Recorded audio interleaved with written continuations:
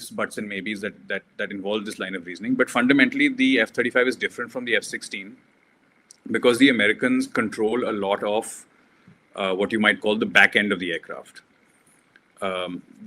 They have allowed, for example, Israel to develop how do I put it?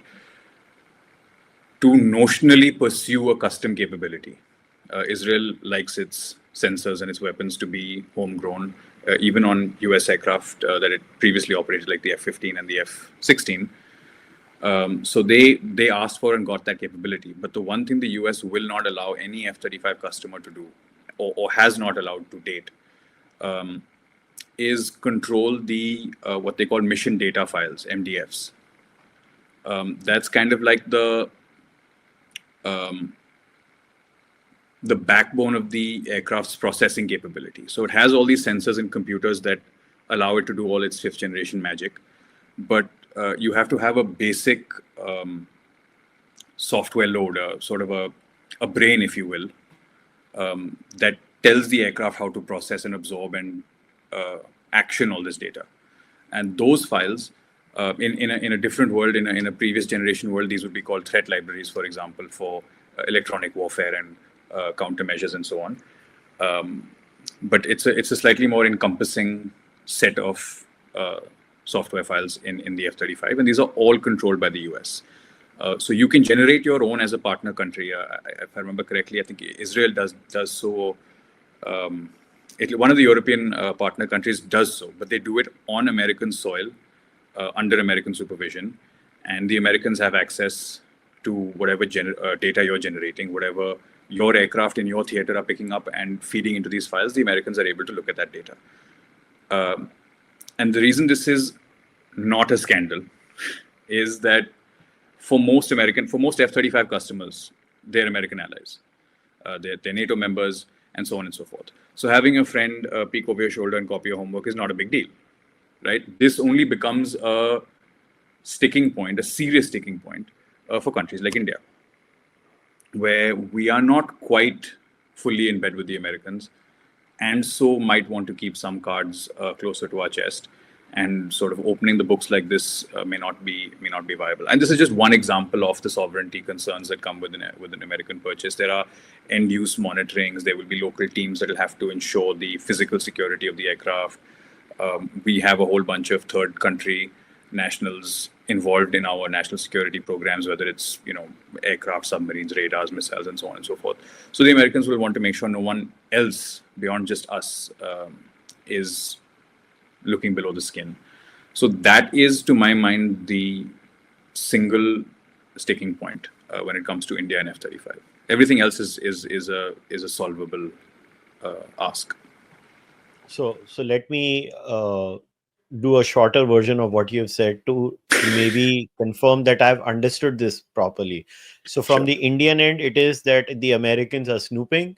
So whatever we do, aircraft movements, everything we do, everywhere we go, they would know about it, right? That is point number one. Basically trying to simplify it. They know where we are, what we do the moment we buy this stuff. It's like me using this cell phone.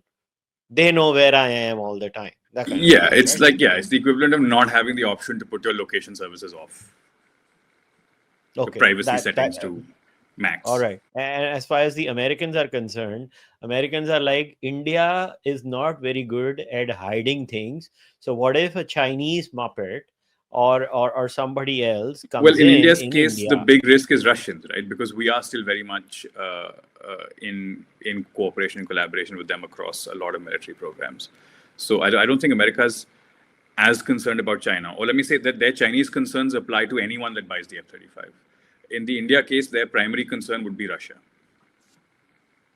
And honestly, considering the level of Russian interference in India, I love it where everybody talks about Western interference in our national security affairs. But Russia te to kuch kardi hi nahi na India. Russia doesn't do it. So pure and pious. Yeah. So this is what I've understood.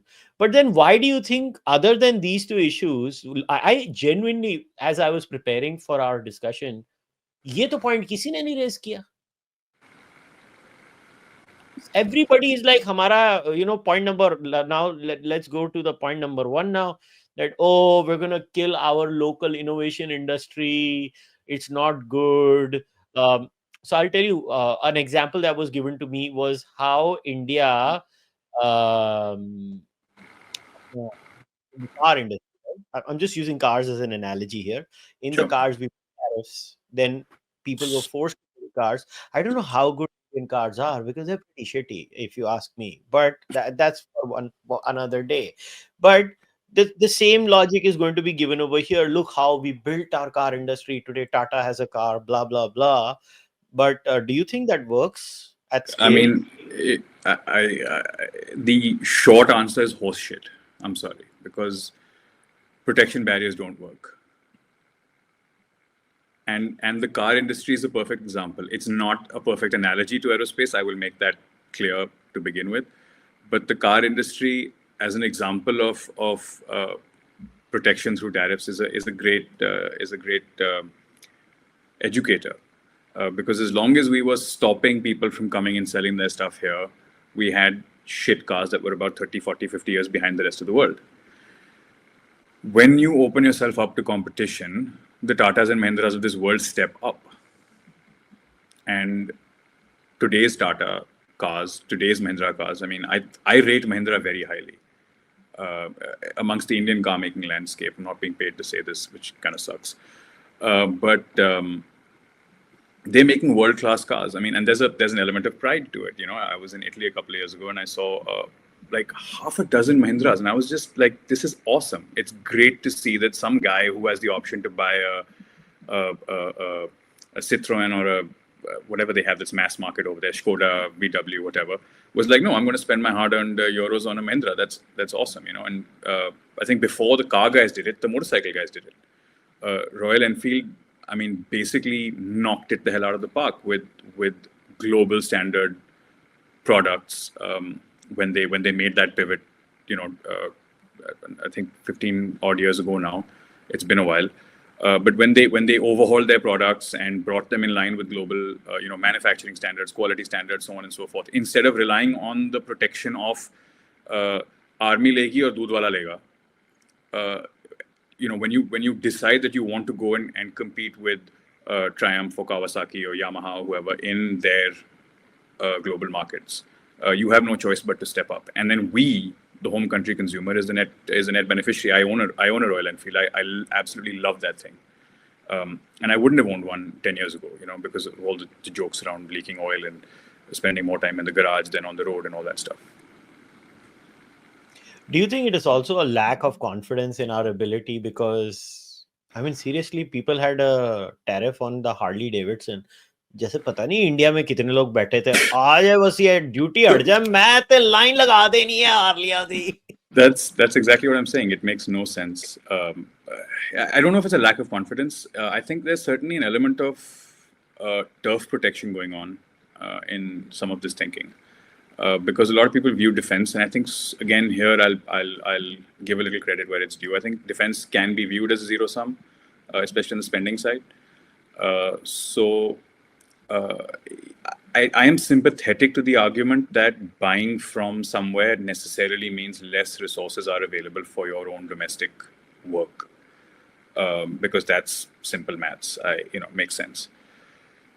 Having said that, acquiring capability in pursuit of deterrence, or fundamentally national security, should not be hostage to these sort of concerns. There are a lot of people I respect and look up to who would disagree with me, and their concerns are valid. Their reasoning on this is completely valid. That if you don't build today, when will you ever build?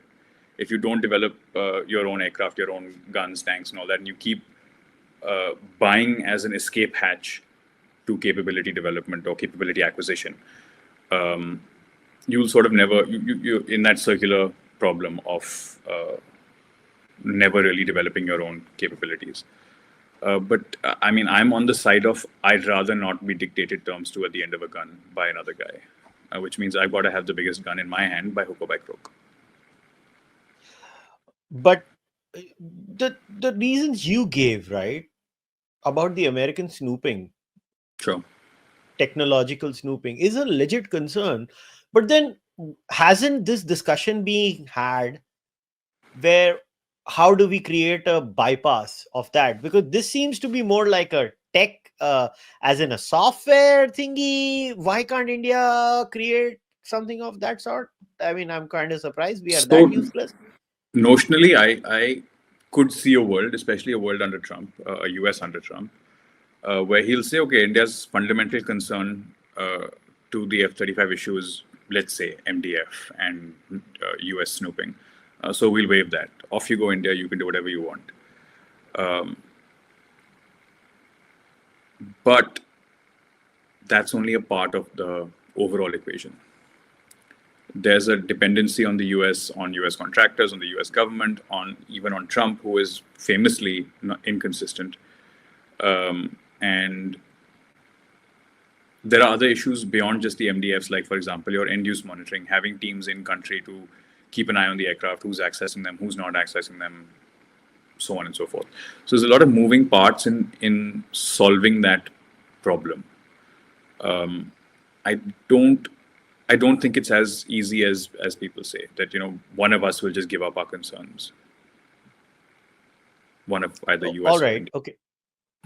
Okay, one of us is not going to give up the concern, but then it's like a kind of a SWOT analysis where you look at the threats and opportunities, the threat being snooping and us never developing these kinds of capabilities.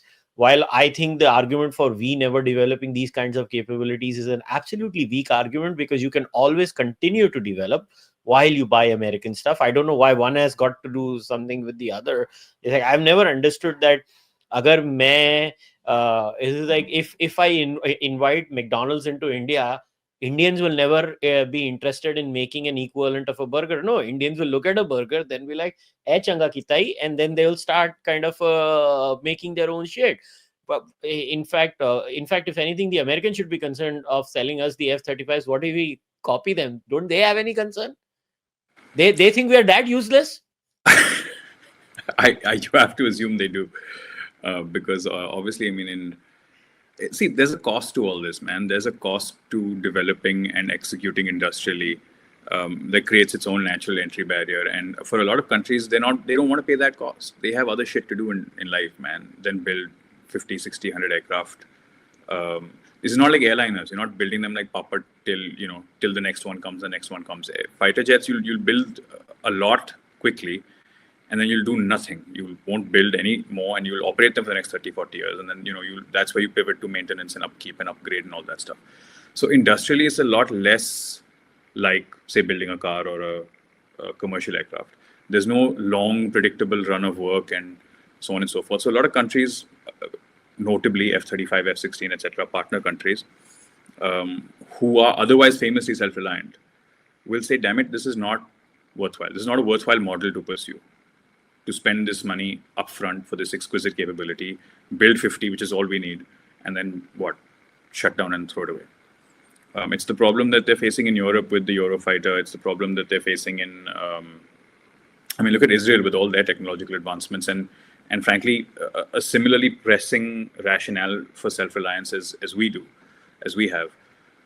They've never really bothered. They developed a fighter, and for a variety of reasons that I won't go into now, they abandoned that program and just sort of happily hitched their wagon to the US industrial behemoth. So maybe that's what the US is banking on, that most customers, maybe not India, are simply not interested in building when they can buy. Then what is the road forward? Tell me. Like, from what I understand now is the Americans have kind of arm twisted us. That's the word I'm using. People may not like it. Let's be clear. They have not said or offered anything. Nothing is on the table, barring a review of the policy that says India cannot buy F-35. So as on date, the policy is that India cannot buy F-35, right? It's not a partner nation. It's not close enough. It's got all those Russian concerns, yada, yada, yada. India's not cleared for offer. Step one is that the US is going to review that policy. That's not, I know in Trump land, it's easy to say that means it's a done deal. But let's just take things at face value for the moment. right now it's a review. The end of this review could be, hey, India has not done enough to give us confidence that we can offer them F-35, and that's where the matter ends. So it's a bit premature to be jumping straight to, are we buying F-35? What will F-35 mean for us? Can we afford F-35? And so on and so forth.